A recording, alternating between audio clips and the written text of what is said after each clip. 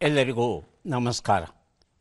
ಥಟ್ ಅಂತ ಹೇಳಿ ಕ್ವಿಜ್ ಕಾರ್ಯಕ್ರಮಕ್ಕೆ ತಮಗೆಲ್ಲ ಸ್ವಾಗತ. ಅಗ್ಗಕ್ಕೆ ಮುಗ್ಗುಜೋಳ ಮಾರಾಟವಾಗುತ್ತಿದೆ. ನಿಲುವು ಪೊಳ್ಳಾಗಿ ಮಾಯಾ ಬಜಾರಿನಲ್ಲಿ. ಮಾರಿ ನೋಡಿ ಮೊಳ ಅಲಿಯಲು ಹೋಗಬೇಡ, ಹಳ್ಳಕ್ಕೆ ಬೀಳುವೆ ಮಾಯಾ ಬಜಾರಿನಲ್ಲಿ. ಚೌಕಾಶಿ ಮಾಡಿ ಬಿಕರಿಯಾಗಿದೆ ಇಡೀ ಗಂಟು, ಚಿಲ್ಲರೆಗಾಗಿ ಬಿಂದಾಸಾಗಿ ಅರ್ಥ ಮಾರಿಕೊಳ್ಳುತ್ತಿದೆ. ತಕ್ಕಡಿಯಲ್ಲಿಟ್ಟು ತೂಗುವಾಗ ಎತ್ತ ವಾಲಿದರೂ ಕಣ್ಕಟ್ಟಿನ ಜಾದು ಮಾಯಾ ಬಜಾರಿನಲ್ಲಿ. ದಲ್ಲಾಳಿಗಳು ಹೊಂಚು ಹಾಕುತ್ತಿದ್ದಾರೆ ಮಂಕು ಬೂದಿ ಎರಚಿ ಕಾಮ ಕ್ರೋಧಗಳ ಕೆರಳಿಸಲು. ಹಗ್ಗ ಹಾವಾಗಿ ಹರಿದಾಡಿ ನಂಬಿಕೆ ನಗದೀಕರಣವಾಗುತ್ತಿದೆ ಅಂಜಿ ಮಾಯಾ ಬಜಾರಿನಲ್ಲಿ. ಈ ಬದುಕು ಅನ್ನೋದು ಒಂದು ಸಂತೆ. ಈ ಸಂತೆಯಲ್ಲಿ ವ್ಯಾಪಾರ ಮಾಡೋಕ್ಕೆ ಬಂದಿದ್ದೇವೆ. ನಮ್ಮನ್ನು ನೋಡಿಕೊಂಡು ಹೇಗೆ ಇವನಿಗೆ ಮೋಸ ಮಾಡಬಹುದು, ಇವನಲ್ಲಿರ್ತಕ್ಕಂಥ ಹಣವನ್ನು ಹೇಗೆ ಕದೀಬಹುದು, ಎಲ್ಲರೂ ಕಾಯ್ತಾ ಇರ್ತಾರೆ. ಹಾಗಾಗಿ ನಮ್ಮ ಎಚ್ಚರಿಕೆಯಲ್ಲಿ ನಾವು ಇಲ್ಲದೆ ಹೋದರೆ, ನಾವು ಬಂದ ಉದ್ದೇಶ ಸಂತೆಗೆ ಬಂದಿದ್ದೇವೆ ವ್ಯಾಪಾರ ಮಾಡೋದಕ್ಕೆ, ವಸ್ತುಗಳನ್ನು ಕೊಳ್ಳೋದಕ್ಕೆ, ಯಾವುದನ್ನೂ ಕೊಳ್ಳಲಿಕ್ಕೆ ಸಾಧ್ಯವಾಗಲ್ಲ. ಆದರೆ ಇರೋ ಹಣ, ಅಮೂಲ್ಯ ಸಮಯ ಅದು ವ್ಯರ್ಥವಾಗಿ ಹೋಗುತ್ತೆ. ಹೀಗೆ ಬದುಕಿನ ಸಂತೆಯ ಬಗ್ಗೆ ಕವನ ಬರೆದಿದ್ದಾರೆ ಜ್ಯೋತಿ ಬದಾಮಿ ಅವರು. ಜ್ಯೋತಿ ಬದಾಮಿ ಅವರು ಬರೆದಂಥ ಋಣಿ ಎನ್ನುವ ಈ ಕವನ ಸಂಕಲನ ವೈವಿಧ್ಯಮಯವಾದ ವಿಷಯಗಳನ್ನು ಒಳಗೊಂಡಿದೆ. ನನಗೀಗ ನಾಚಿಕೆಯಾಗುತ್ತಿದೆ, ನಿರ್ಭಾಗ್ಯಳಂತೆ ನನ್ನ ಮೇಲೇ ಅಸಹ್ಯವಾಗುತ್ತಿದೆ. ತುಂಬ ಗಂಭೀರವಾದ ಕವನ. ಬಹುಶಃ ಯಾರೂ ಇದನ್ನು ಪ್ರಸ್ತಾಪ ಮಾಡಲ್ವೇನೋ ಇಂತಹ ವಿಚಾರಗಳನ್ನು. ಆದರೆ ಜ್ಯೋತಿ ಬದಾಮಿ ಪ್ರಸ್ತಾಪ ಮಾಡ್ತಾರೆ. ನನಗೀಗ ನಾಚಿಕೆಯಾಗುತ್ತಿದೆ, ನಿರ್ಭಾಗ್ಯಳಂತೆ ನನ್ನ ಮೇಲೆ ಅಸಹ್ಯವಾಗುತ್ತಿದೆ. ಇಂಥ ದುಷ್ಟ ಸಂತತಿಯನ್ನು ಭಾರತೀಯ ಮಡಲಿಗೆ ಹಾಕಿ ಹೆತ್ತ ತಪ್ಪಿಗೆ ತಲೆ ತಗ್ಗಿಸುವಂತಾಗಿದೆ. ಮಗನೇ, ಕುಡಿ ಮೀಸೆಗಿಂತ ಸೊಕ್ಕು ಮನದೊಳಗೆ ಕಾಮನಶಿಯ ವಿಷ ಕಕ್ಕುವಾಗ ನಿನ್ನ ರಕ್ತ ಹಂಚಿಕೊಂಡು ಹುಟ್ಟಿದ ತಂಗಿಯ ನೆನಪಾಗಲಿಲ್ಲವೇ? ಆಕೆಯ ಕೂದಲು ಕೊಂಕಿದರೂ ಹುಲಿಯಂತೆ ಘರ್ಜಿಸುವ ನಿನ್ನ ಪೌರುಷ ಅನ್ಯರ ಹೆಣ್ಗೂಸಿನ ಮೇಲೆರುಗುವ ನಾಯಿಯಂತೆ ಕಚ್ಚಿ ಕಚ್ಚಿ ಹರಿದು ತಿಂದು ಬೊಗಳಿ ಬೊಗಳಿ. ಮುಂದಿನದನ್ನು ಓದಲಿಕ್ಕಾಗೋದಿಲ್ಲ. ಮಕ್ಕಳನ್ನು ಹೆರ್ತೇವೆ. ಆ ಮಕ್ಕಳ ಬಗ್ಗೆ ಅನೇಕ ಆಶೋತ್ತರಗಳನ್ನು, ಕನಸುಗಳನ್ನು ಕಟ್ಕೋತೇವೆ. ಆದರೆ ಆ ಕನಸುಗಳ ಸನಿಹಕ್ಕೂ ಮಕ್ಕಳು ಹತ್ತಿರ ಬರದೇ ಹೋದಾಗ ಆ ತಂದೆ ತಾಯಿಯರ ಗತಿ ಏನಾಗಿರಬಹುದು? ಅದರಲ್ಲೂ ನಾವು ಯಾರೂ ಕಲ್ಪಿಸಿಕೊಳ್ಳೋಕ್ಕೆ ಆಗದೇ ಇರತಕ್ಕಂಥ ವಿಭಿನ್ನ ಮಾರ್ಗದಲ್ಲಿ, ವಾಮ ಮಾರ್ಗದಲ್ಲಿ ಬದುಕನ್ನು ನಡೆಸೋಕೆ ಹೊರಟಾಗ ಆ ತಂದೆ ತಾಯಿಯಂದಿರ ನೋವು ಏನಾಗಿರಬಹುದು? ಬದಾಮಿಯವರು ಇಲ್ಲೂ ಸಹ ತಮ್ಮ ಅಷ್ಟೂ ನೋವನ್ನು ಈ ಒಂದು ಕವನದಲ್ಲಿ ಹಂಚ್ಕೋತಾರೆ. ಇಲ್ಲ ನಾನೆಂದಿಗೂ ನನ್ನ ಪರವಾಗಿ, ಇಲ್ಲ ನಾನೆಂದಿಗೂ ನನ್ನ ಪರವಾಗಿ ವಾದಿಸುವುದಿಲ್ಲ. ಒಳಗೆ ಮೌನ ಹಾದಿ ಕಾಯುತ್ತಿದೆ. ನೀನು ಸಾಧಿಸುವುದರಲ್ಲಿ ನಿಸ್ಸೀಮ. ನಿನ್ನಂತೆಯೇ ನಿನ್ನ ನಿಲುವುಗಳೇ ತೂಕದಲ್ಲಿ ಹೆಚ್ಚು ತೂಗುತ್ತಿದೆ. ಪ್ರತಿಯೊಬ್ಬ ಮನುಷ್ಯ ಅವನ ಮೂಗಿಗೆ ನೇರವಾಗಿ ಅವನು ಮಾತನಾಡ್ಕೊಳ್ಳೋದು ಸಹಜ. ಆದರೆ ದಾಂಪತ್ಯದಲ್ಲಿ ಈ ರೀತಿ ಪ್ರತಿಯೊಬ್ಬರು, ಅಂದರೆ ಗಂಡ ಹೆಂಡತಿ ಇಬ್ಬರು ನನ್ನ ನಿಲುವೇ ಸರಿ ಅಂತ ವಾದಿಸಿದಾಗ ಅದು ದಾಂಪತ್ಯ ಆಗಿ ಉಳಿಯಲ್ಲ. ಇಲ್ಲಿ ಆ ರೀತಿ ವಿಭಿನ್ನ ಬದುಕನ್ನು ನಡೆಸುವಾಗ ತನಗೆ ಆಗುವಂಥ ನೋವು ಏನಿದೆ, ಆ ನೋವನ್ನು ಕವನಗಳಲ್ಲಿ, ಶಬ್ದಗಳಲ್ಲಿ ಹಿಡಿದಿಡೋದಕ್ಕೆ ಪ್ರಯತ್ನ ಪಡ್ತಾರೆ. ದಾಂಪತ್ಯ ಅಂದರೆ ಕೊಡು ಕೊಳ್ಳು ಆಗಿರಬೇಕೇ ಹೊರತು ಏಕಮುಖವಾಗಿ ಇರಬಾರ್ದು. ಇಂತಹ ಸೊಗಸಾದ ಕವನಗಳನ್ನು ಒಳಗೊಂಡಂಥ ಕವನ ಸಂಕಲನ ಋಣಿ ಜ್ಯೋತಿ ಬದಾಮಿ ಬರೆದಿರುವಂಥದ್ದು. ಕಾರ್ಯಕ್ರಮವನ್ನು ಆರಂಭಿಸ್ತಾ ಇದ್ದೇವೆ. ಸ್ಪರ್ಧಿಗಳ ಪರಿಚಯ. ಮೊದಲ ಸ್ಪರ್ಧಿ. ಎಲ್ಲರೂ ನಮಸ್ಕಾರ. ನನ್ನ ಹೆಸರು ವಿನಯ್ ಕುಮಾರ್ ಬಾಬ್ರಾವ್ ಪವರ್ ಅಂತ. ನಾನು ಬಾಗಲಕೋಟೆ ಜಿಲ್ಲೆ ಜಮಖಂಡಿ ತಾಲೂಕು ಹುಣೂರು ಗ್ರಾಮದಿಂದ ಬಂದಿದ್ದೇನೆ. ನಾನು ಕಾಲೇಜ್ ವಿದ್ಯಾರ್ಥಿಯಾಗಿದ್ದೇನೆ. ತುಂಬ ಸಂತೋಷ ವಿನಯ್. ಕಾರ್ಯಕ್ರಮಕ್ಕೆ ಸ್ವಾಗತವನ್ನು ಕೋರ್ತಾ ಇದ್ದೇವೆ ತಮಗೆ. ಮುಂದಿನ ಸ್ಪರ್ಧಿ. ಎಲ್ರಿಗೂ ನಮಸ್ಕಾರ. ನನ್ನ ಹೆಸರು ತೃಪ್ತಿ KH. ನಾನು ತುಮಕೂರು IMF ಕೆಲಸ ಮಾಡ್ತಾ ಇದ್ದೀನಿ. ಸಂಗೀತ ಕೇಳೋದು, ಓದೋದು ಮತ್ತು ಲೇಖನಗಳನ್ನು ಬರೆಯೋದು ನನ್ನ ಹವ್ಯಾಸಗಳು. ತೃಪ್ತಿಯವರಿಗೆ ಸ್ವಾಗತವನ್ನು ಕೋರ್ತಾ ಇದ್ದೇವೆ. ಮುಂದಿನ ಸ್ಪರ್ಧಿ. ಎಲ್ಲರಿಗೂ ನಮಸ್ಕಾರ. ನನ್ನ ಹೆಸರು ಸಮರ್ಥ್ ದಿವಾಕರ್ ಭಟ್. ನಾನು ಮೈಸೂರಿನಿಂದ ಬಂದಿದ್ದೇನೆ. ಮೂಲತಃ ಸಿರಿಸಿಯವನು.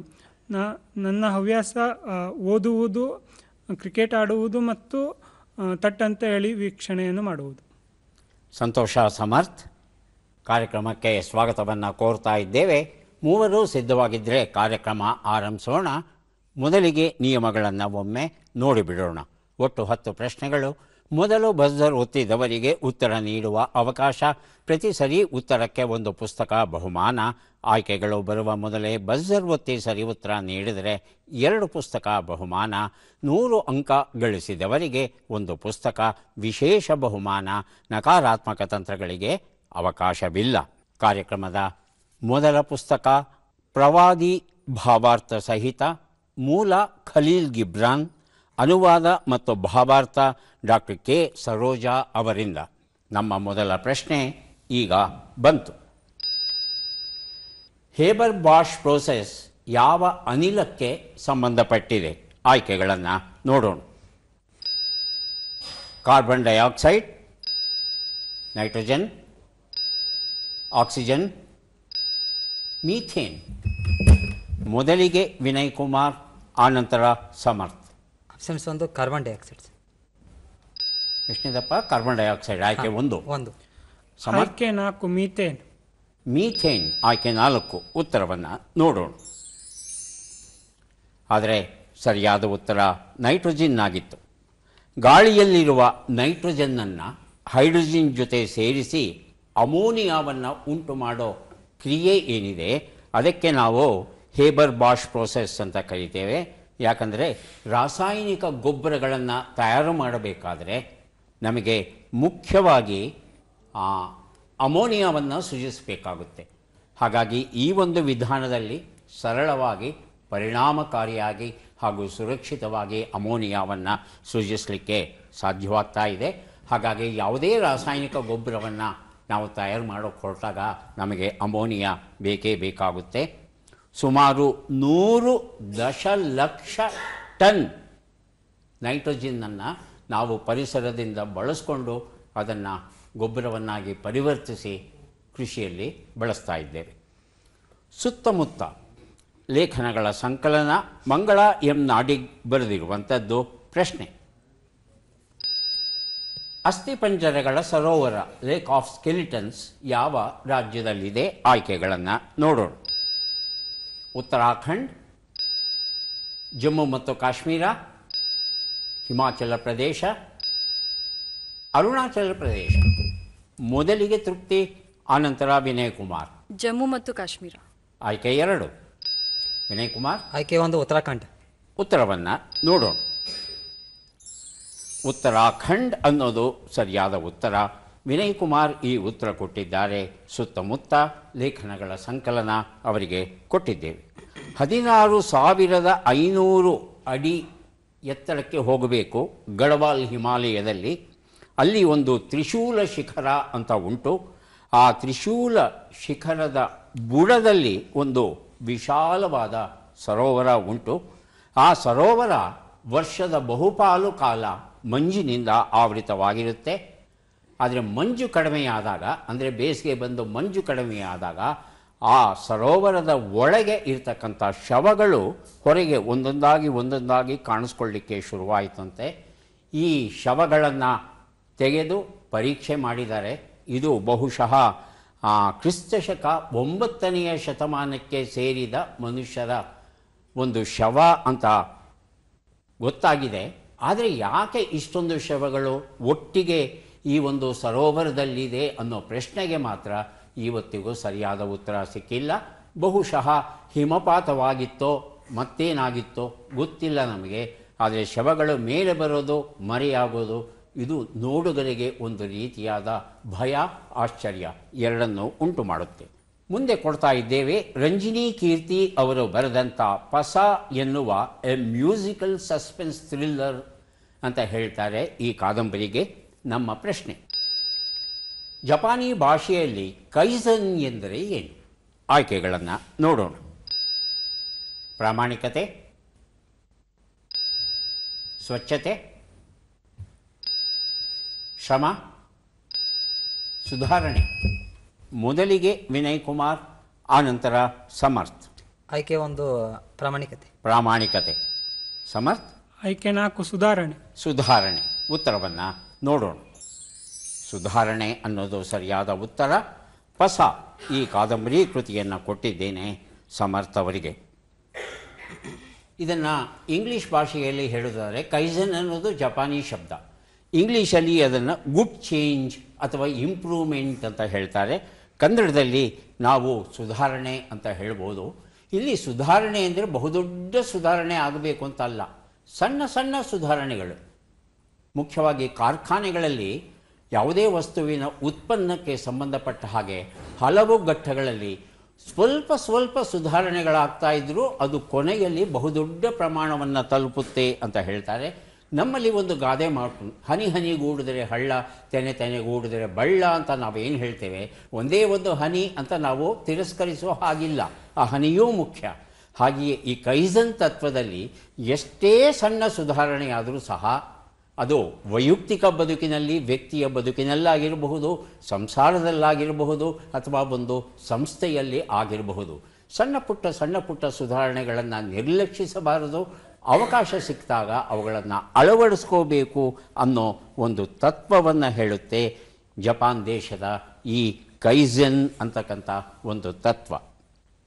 ಲೋಕರೂಢಿಯ ಮೀರಿ ಚೇತನಾ ಸೋಮೇಶ್ವರ ಅವರು ಬರೆದಂಥ ಎನ್ ಮೂರ್ತಿರಾಯರ ಸಂಸ್ಕೃತಿ ಚಿಂತನೆಯ ಕೃತಿ ಈಗ ಕೊಡ್ತಾ ಇದ್ದೇವೆ. ನಮ್ಮ ಪ್ರಶ್ನೆ: ಎಷ್ಟು ವರ್ಷಗಳ ಹಿಂದಿನ ವಿಶ್ವದ ಅತ್ಯಂತ ಪುರಾತನ ಬ್ಯಾಕ್ಟೀರಿಯಾಗಳು ಬುಷ್ವಾಲ್ಡ್ ಅಗ್ನಿಶಿಲಾ ಸಂಕೀರ್ಣದಲ್ಲಿ ದೊರೆತಿವೆ? ಆಯ್ಕೆಗಳನ್ನು ನೋಡೋಣ. 1 ಲಕ್ಷ ಕೋಟಿ ವರ್ಷ,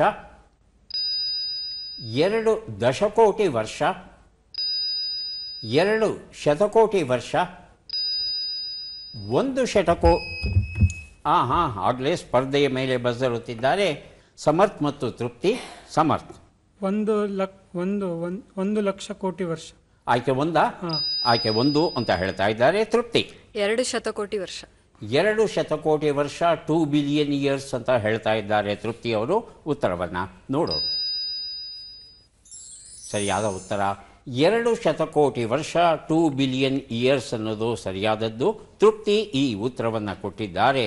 ಲೋಕರೂಢಿಯ ಮೀರಿ ಈ ಒಂದು ಪುಸ್ತಕವನ್ನು ಅವರಿಗೆ ಕೊಟ್ಟಿದ್ದೇವೆ. 66,000 ಚದರ ಕಿಲೋಮೀಟರ್ ವ್ಯಾಪ್ತಿ ಇದೆಯಂತೆ ಈ ಶಿಲಾಸ್ತೋಮ. ಮತ್ತು ಎಷ್ಟು ದಪ್ಪ ಇದು ಅಂದರೆ 9 ಕಿಲೋಮೀಟರ್ ದಪ್ಪ ಇದೆಯಂತೆ. ಅಷ್ಟು ಬೃಹತ್ತಾದ ಒಂದು ಶಿಲಾಸ್ತೋಮ ಇದು.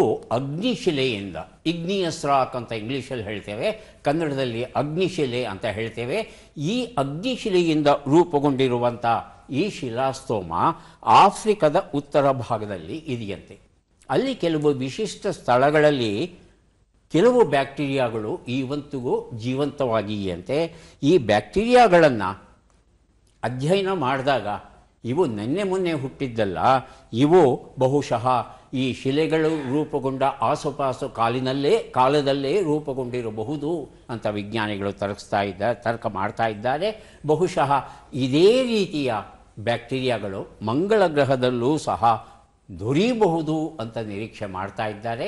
ಇನ್ನು ಸಾಕಷ್ಟು ಅಧ್ಯಯನಗಳು ನಡೀಬೇಕಾಗಿದೆ. ಗುರುರಾಜನಾಯ್ಕ SR ಬರೆದ ಅಂಕಗಣಿತ ಎನ್ನುವ ಒಂದು ಪುಸ್ತಕ.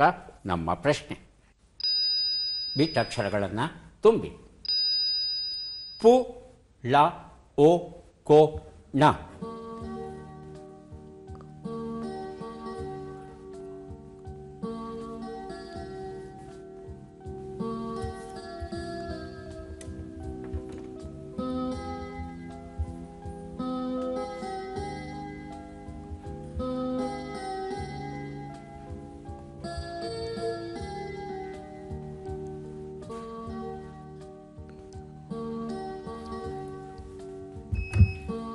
ವಿನಯ್ ಕುಮಾರ್.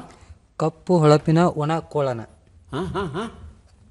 ಕಪ್ಪು ಹೊಳಪಿನ ಒಣ ಕೋಳನ. ಕಪ್ಪು ಹೊಳಪಿನ ಒಣ ಕೋಳನ. ಅಲ್ಲ, ಕಪ್ಪು ಆದಮೇಲೆ ಅಲ್ಲೇನು ಬರುತ್ತೆ? ಹೊಳ ಕಪ್ಪು ಹೊಳಪಿನ ಹಾಂ ಒಣ ಕೊಳನ. ಒಣ ಹಂಗಂದ್ರೆ ಅಂದ್ರೆ ಅರ್ಥವಾಗಲಿಲ್ಲ ನನಗೆ. ತೃಪ್ತಿ ಮತ್ತು ಸಮರ್ಥ ಏನಾದರೂ ಹೊಳಿತಾ? ಪ್ರಯತ್ನಿಸ್ತೀರಾ? ಉತ್ತರವನ್ನು ನೋಡೋಣ.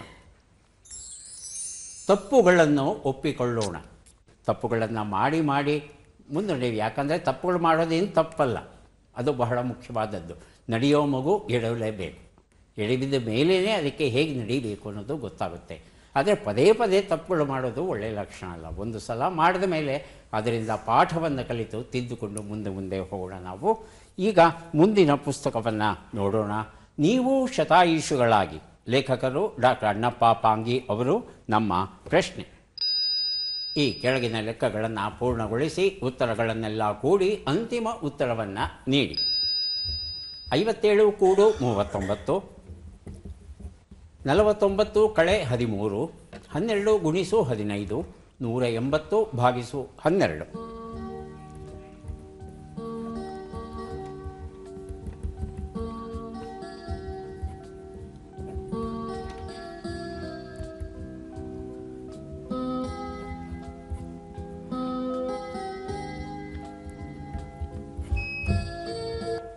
ತೃಪ್ತಿ ಬಜರುತ್ತಿದ್ದಾರೆ. ಅಂತಿಮ ಉತ್ತರ 327.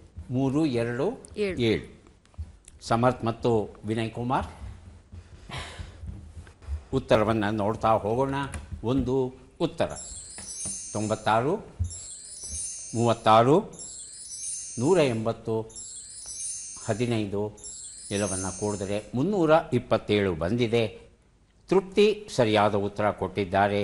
ನೀವು ಶತಾಯುಷಿಗಳಾಗಿ ಈ ಒಂದು ಪುಸ್ತಕವನ್ನು ತೃಪ್ತಿ ಅವರಿಗೆ ಕೊಟ್ಟಿದ್ದೇವೆ.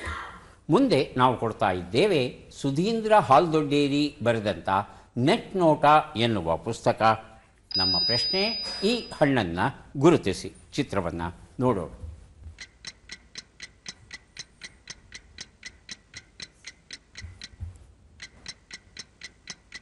ಆಯ್ಕೆಗಳನ್ನು ನೋಡೋಣ. ಅಕೇಬಿ, ಆರ್ಜಾ, ಅಕಿ, ಅವಕಾಡೋ. ಮೊದಲಿಗೆ ತೃಪ್ತಿ, ಆನಂತರ ವಿನಯ್ ಕುಮಾರ್. ಆರಜ. ಆರ್ಜಾ ಆಯ್ಕೆ 2.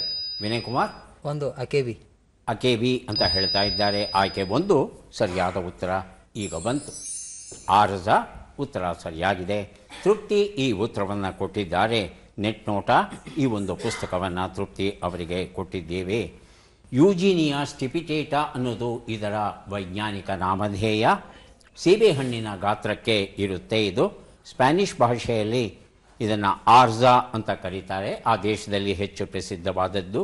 ಈ ಹಣ್ಣನ್ನು ನೇರವಾಗಿ ತಿನ್ನೋದಕ್ಕಿಂತ ಹೆಚ್ಚಾಗಿ ಇದನ್ನು ಜ್ಯೂಸ್ ಮಾಡಿ ಅಥವಾ ಐಸ್ ಕ್ರೀಮ್ನಲ್ಲಿ ಇಲ್ಲವೇ ಜಾಮ್ ಮಾಡಿ ಇದನ್ನು ಬಳಸೋದು ಹೆಚ್ಚಂತೆ ಸ್ಪ್ಯಾನಿಷ್ ಭಾಷೆ ಆಡುವ ಎಲ್ಲ ಪ್ರದೇಶಗಳಲ್ಲಿ. ಮುಂದಿನ ಪುಸ್ತಕವನ್ನು ನೋಡೋಣ. ದೆಹಲಿ ತಲ್ಲಣಗಳು, ನಿಜ ದೆಹಲಿಯ ಅನಾವರಣ. ದರ್ಶನ್ ಬಲ್ಲೇಶ್ವರ ಬರೆದಂಥ ಪುಸ್ತಕ. ನಮ್ಮ ಪ್ರಶ್ನೆ: ಈ ಅಕ್ಷರಗಳನ್ನು ಸರಿಯಾಗಿ ಜೋಡಿಸಿ. ಅಕ್ಷರಗಳು: ಕ, ಹೆ, ದಿ, ತಿ, ರ, ತು, ಯು, ಕ.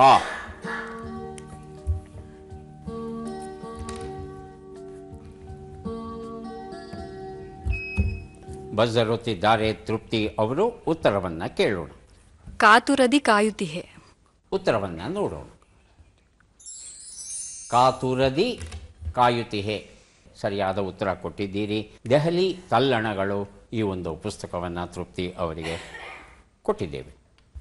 ಈಗ 3 ಪುಸ್ತಕವನ್ನು ಕೊಡೋದಕ್ಕೆ ನಾವು ಸಿದ್ಧವಾಗ್ತಾ ಇದ್ದೇವೆ. ಪದಬಂಧ ಬಂದಿದೆ. ಸುಳುಹುಗಳನ್ನು ಈಗ ನೋಡೋಣ. ಕಾಡನ್ನು ರಕ್ಷಿಸುವವನು ಸಮುದ್ರ ಗುಳೆ ಹೋಗುವುದು.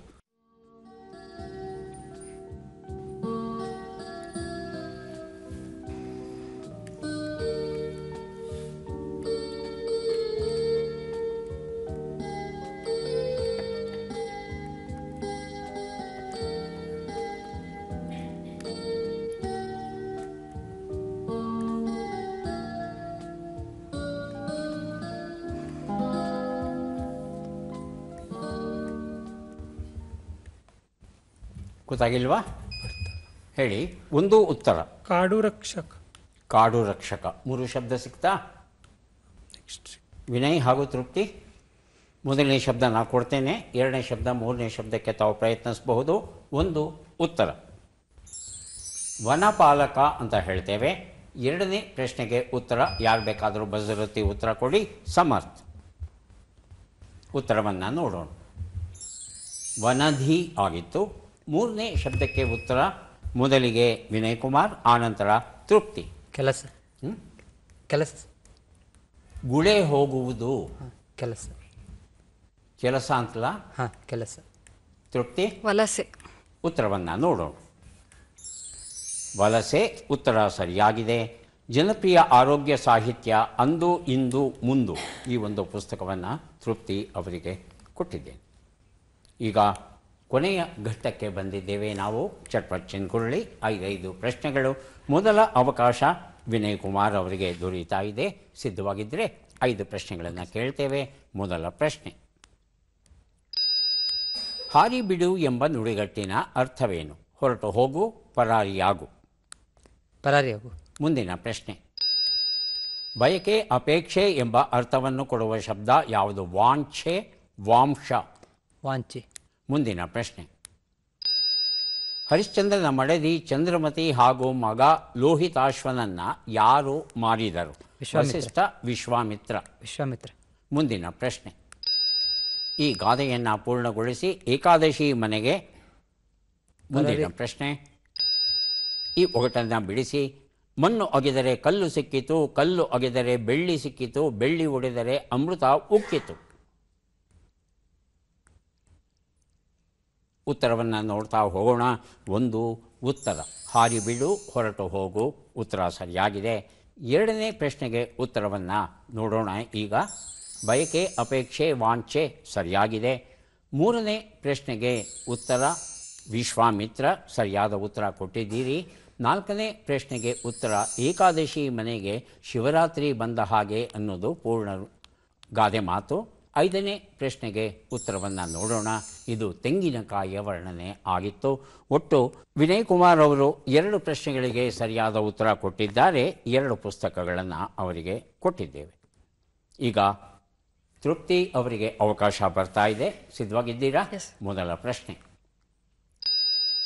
ಹಾರಿಸಿಕೊಂಡು ಬರು ಎಂಬ ನುಡಿಗಟ್ಟಿನ ಅರ್ಥವೇನು? ಅಪಹರಿಸಿಕೊಂಡು ಬರು, ವಿಮಾನದಲ್ಲಿ ಬರು. ಅಪಹರಿಸಿಕೊಂಡು ಬರು. ಮುಂದಿನ ಪ್ರಶ್ನೆ, ಪ್ರಾಣಿಗಳನ್ನು ಹಿಡಿಯುವ ಬಲೆ ಎಂಬ ಅರ್ಥವನ್ನು ಕೊಡುವ ಶಬ್ದ ಯಾವುದು? ವಾಗುರೆ, ವಾಗ್ವರೆ.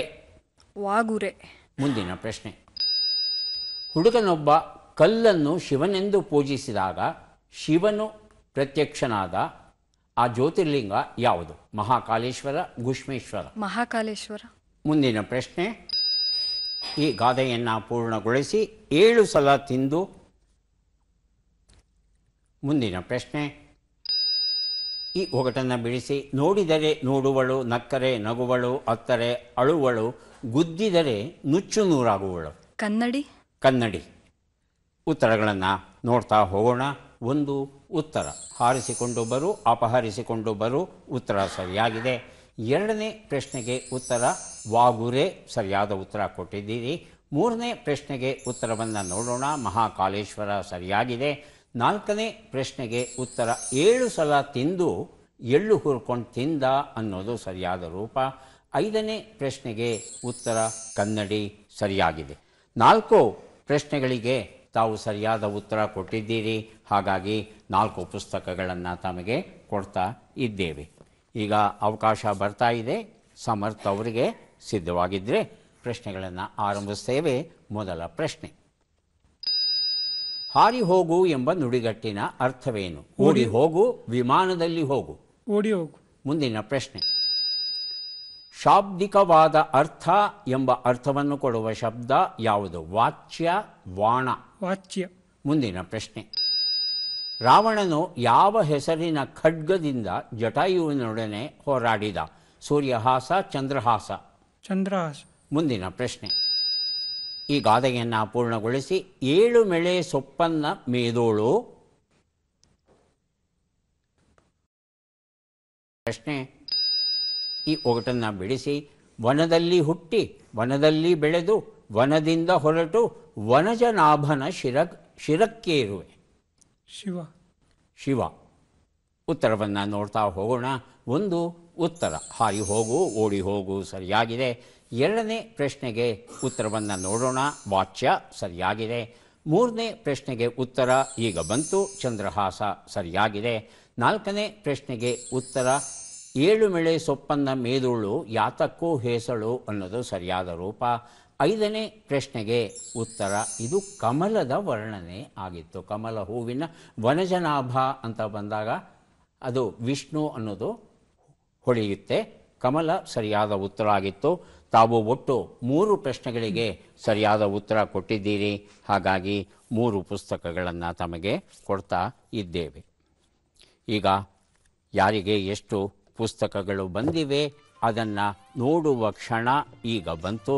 ಮೊದಲು ವಿನಯ್ ಕುಮಾರ್ ಅವರಿಗೆ ದೊರೀತಾ ಇದೆ ಒಟ್ಟು 3 ಪುಸ್ತಕಗಳನ್ನು ಸ್ವೀಕರಿಸಿ ಕಾರ್ಯಕ್ರಮದಲ್ಲಿ ಭಾಗಿಯಾಗಿದ್ದಕ್ಕೆ ತಮಗೆ ಧನ್ಯವಾದಗಳು.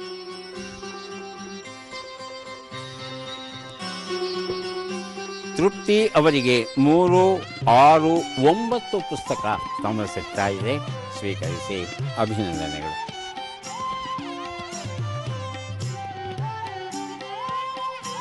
ಸಮರ್ಥ ಅವರಿಗೆ 4 ಪುಸ್ತಕ ಸಿಗ್ತಾ ಇದೆ. ಸ್ವೀಕರಿಸಿ ಅಭಿನಂದನೆಗಳು.